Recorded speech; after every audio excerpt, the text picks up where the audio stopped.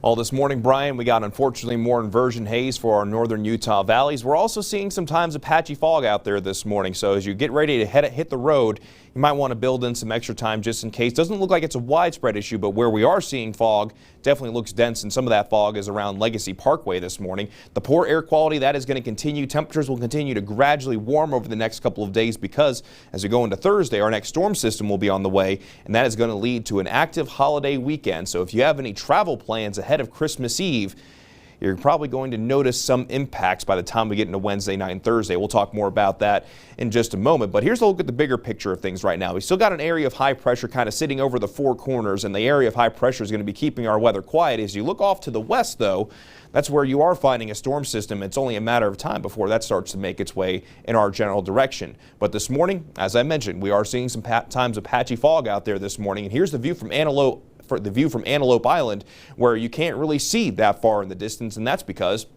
we are dealing with dense fog close to the Great Salt Lake this morning, especially on the eastern side of things. But as you go up towards Lake Mountain and head over to Eagle Mountain and look down towards Utah Lake, the Utah Valley, you can actually see the inversion haze as you look over towards the Salt Lake Valley, and that inversion haze is going to lead to poor air quality continuing, unhealthy for sensitive groups from Salt Lake County northward, and from Tuella County down into Utah County and the Uinta Basin going to be moderate, but today is going to be one of those days where you're going to want to avoid spending some time outside, especially if you have those sensitivities, and tomorrow looks to be very similar.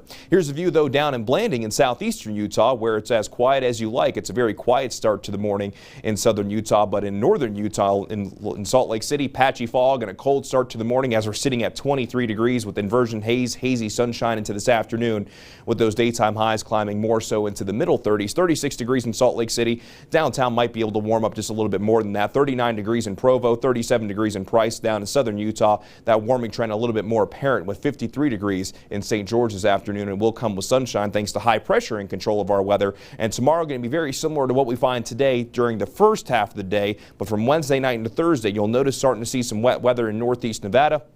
And that's going to start to make its way towards us, with the chance for wet weather really increasing across the state into Thursday, with times of rain, times of snow, and then as that cold air moves in, we'll start to see that snow level drop. And here's how our Christmas forecast looks for Salt Lake City. Notice we're still fine-tuning, but on Thursday, the chance for rain and snow, chance for snow on Christmas Eve, and then on Christmas, the chance of snow as well. But with those temperatures, depending on when that moisture is going to be with us, again, still could be finding a little bit of a mix, and that could lead to definitely a mess.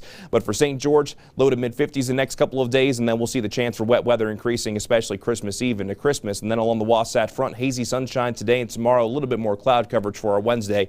Daytime highs middle to upper 30s. And on Thursday, the chance for rain before we see that transition over to possibility for snow showers Christmas Eve into Christmas. And we'll be keeping that chance for snow in the forecast likely Sunday and possibly even into next Monday. So going to be a little bit more active with our weather.